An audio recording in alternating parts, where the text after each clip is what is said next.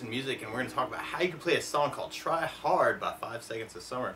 And we end up cabling this on 4th fret to kind of match the recording, but walk through a couple things in root position. And we start off with our intro progression on a G major chord. Normally you do this first finger on the A second finger on the low E third, and third finger on the high E third. And if you strum all those together, the beautiful sounds of G major. Now you may also want to think about putting third finger on the B third, pinky on the high E third, kind of working that for your G major. And then from the G we'd be going to a D major chord. And normally you do this first finger on the G second finger on the high E second, and third finger on the B third fret. And if you strum the D string to the high E string, that sounds a D major chord and it sounds really happy. Now you may also dig on lifting the second finger, always a fun finger to lift. That makes a D sus2. Or you could add in the pinky on the high E third for D suspended chord and kind of say some stuff around the D. And then from the D we'd be going to an E minor chord. And normally you do that first finger on the A second finger on the D second. And if you strum all those together, that sounds an E minor chord and it sounds really sad. Now you may also dig on adding in third finger on the B third, pinky on the high E third, kind of working the E minor as an E minor 7. And then from the E minor we'd be going to a C major chord. And normally you do this first finger on the B first fret, second finger on the D second fret, and third finger on the A string third fret. And if you strum the A string to the high E string, that sounds a C major chord and it sounds really happy. Now you may also dig on lifting off the first finger and making that a C major 7. Or adding in the pinky on the B third for C major 9 and kind of say some stuff around the C. Or another way to play C major 9, we'll be doing first finger on the D second finger on the A third finger on the B third, pinky on the high third, kind of working that for your C major 9. And there's a couple different strummings actually you could work through the tune. Actually, one way to kind of work it is just kind of feeling almost an eighth pulse, kind of 1, 2, 3, 4, 5, 6, 7, 8, kind of 8 downs on each chord. D. And I'm kind of adding a little bit of right hand moving with the right hand. And if that seems really quick, you could just kind of work that as a 4 down count. 2, 3, 4, C, 2, 3, 4. Or you could use a strum pattern. And one of my favorite strum patterns for a 4/4 like this is down, down, up, up, down, up. So you took the G and just tried that a lot. You have down, down, up, down, down, down, up, down, down, down, up, down. Which a cool variation of that could be kind of a down, up, down, up, down, up, down, up, down, up, down. So we want to mix up between them. So we tried that through our intro progression. You have the G.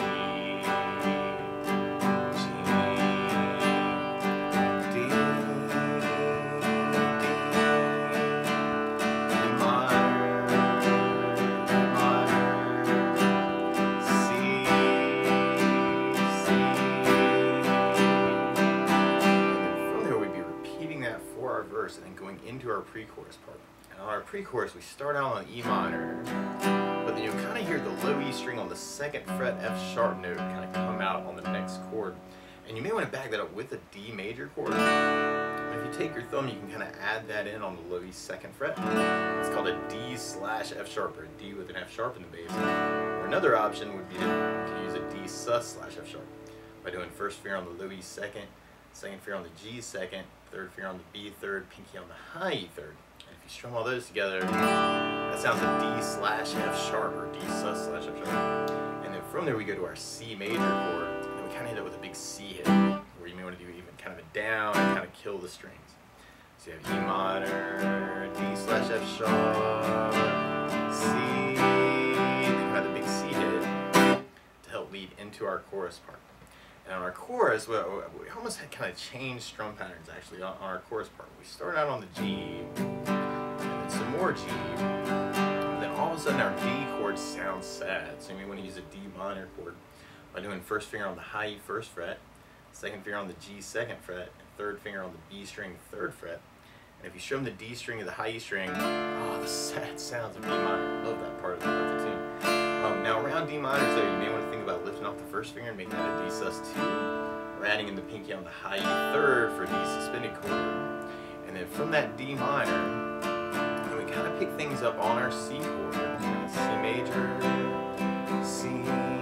But then you hear this cool little melody kind of come out of that third C, where you can play third fret on the A string, and then open D, and then first fret on the D, and then third fret on the D.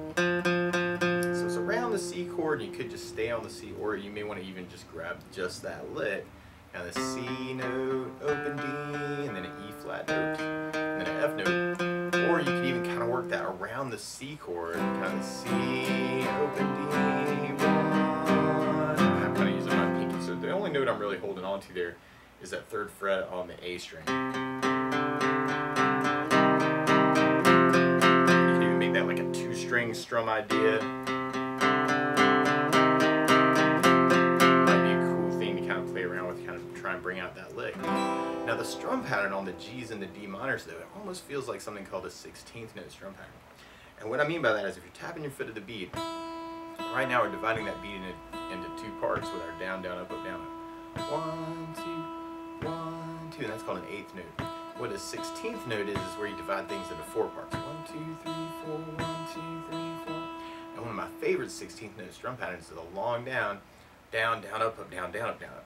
And what I mean by that is if you take the G and do a down for 4, 1, 2, 3, 4, 1, 2, 3, 4, 1, 2, 3, 4. That's what you'd be doing on the first beat. Then on the second beat, you do it down on 1, down on 3, up on 4. So we're going 1, 2, 3, 4, down, down, up, down, down, up, down, down. And then on the third beat, you do it up on 2, down on 3. So kind of 1, 2, 3, 4, 1 up, down, 1 up, down, 1 up, down. And then on the last beat, you go down, up, right along with the 1, 2, 3, 4. Down, up, down, up, down, up, down, up, down, up, down. So all together, you got down, down, down, up, down, down, up, down, down, down, down, up, down, down, down, down, down, down, down. And timing-wise, that pattern kind of takes the place of 2 of our down, down, up, down ups. So you have it the G, D minor, then you may want to switch over to the down, down, up, down, up on the C's, and then try and bring out that lick. Around the C chord can be a really cool way to kind of approach the chorus. And then we'll basically be repeating those parts until we get to our bridge part. And the bridge almost feels like the 16th feel too, but our chords, you may want to work just the down, down, down up on each one, kind of the E minor, down, down, up C, down, down, up G, down, down, up D. So I'm using just half the 16th pattern, or you could even split them. You could do the E minor with the down, down, down, up, and then go to the C for the up, down, down, up, down, up.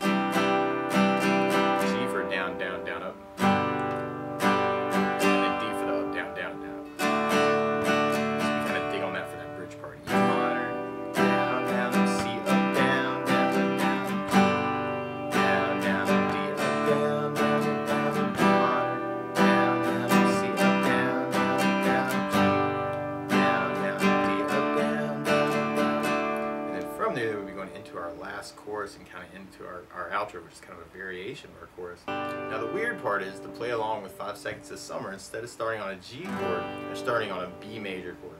So to play along with the recording, what you want to do is take a capo, and if you put the capo on 4th fret, then now your G major is really a B major, and your D is really an F sharp major, and your E minor is really a G sharp minor, and the C major is really an E major chord, and the D minor is really an F sharp minor. But to take it from the very, very beginning, you may want to work just that down idea, kind of G, G, or if that seems incredibly fast, you can kind of work that 4 down count. E minor 2, 3, 4, E minor, C, C, or you could use the down, down, up, down, up, kind of G,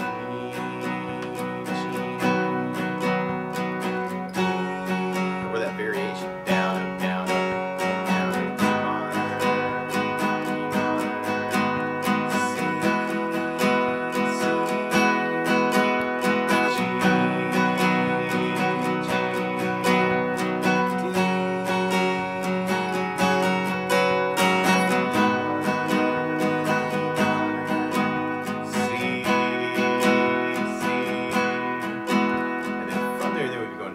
Pre-chorus part.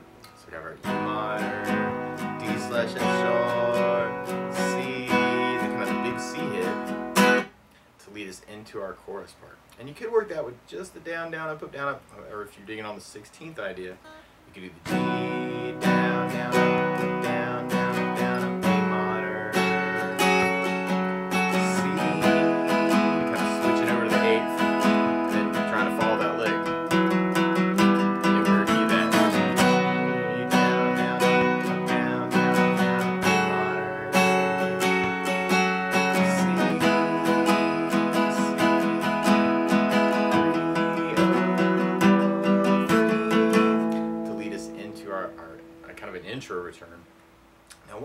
kind of think about adding to the song though is bass notes.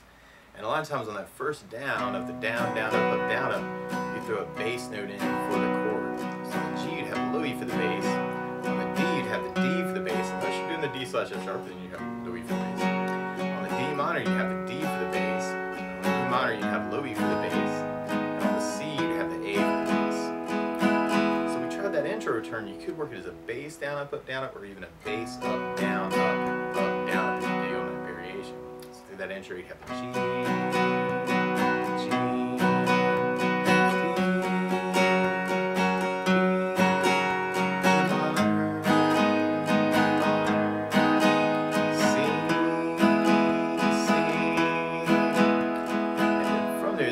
into our verse. So we have our G, G,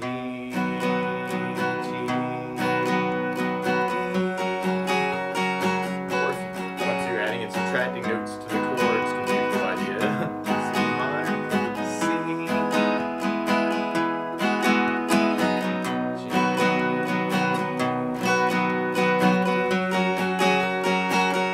or even going back to that down idea, and you may want to kind of take all these ideas and mix them up.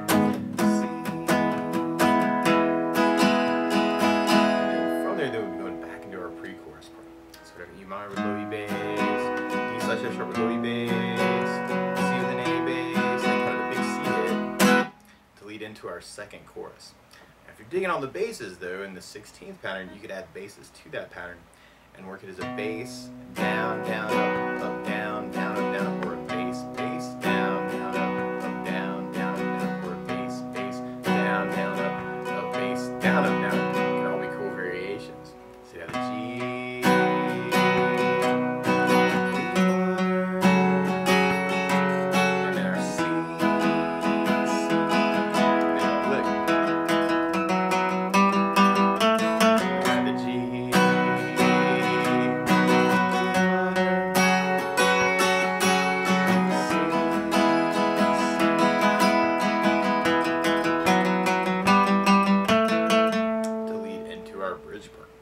and on the bridge, you could work just the bass down, up, kind of the E minor, C, G, D,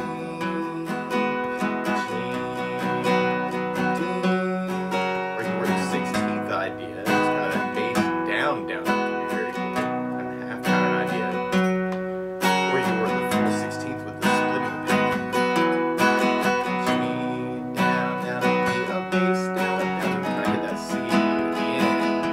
You may want to throw in that chorus lick chorus. And on our last chorus, actually, there are these little broken chord ideas, and those are normally called arpeggios. So you may want to take the G, for instance, and then kind of start with your bass note, and then find other single notes, just individual notes of the chord. And then the D minor. So it might be cool to kind of experiment and kind of see what sounds good. Then we got an E minor chord, it's kind of a variation, and then our C, and you kind of hear that where it starts cranking back up again, and then we're back to our G, E minor, and our C, and we throw in that lick, and then kind of repeat our chorus, G,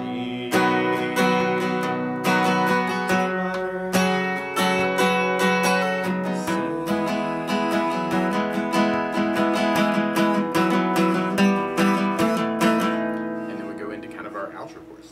So G, E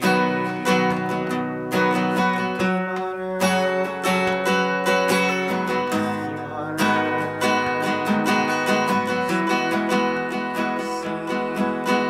and then we got a big G chord at the very end. But that's the basics of how you can strum through Try Hard by 5 Seconds of Summer. So good luck.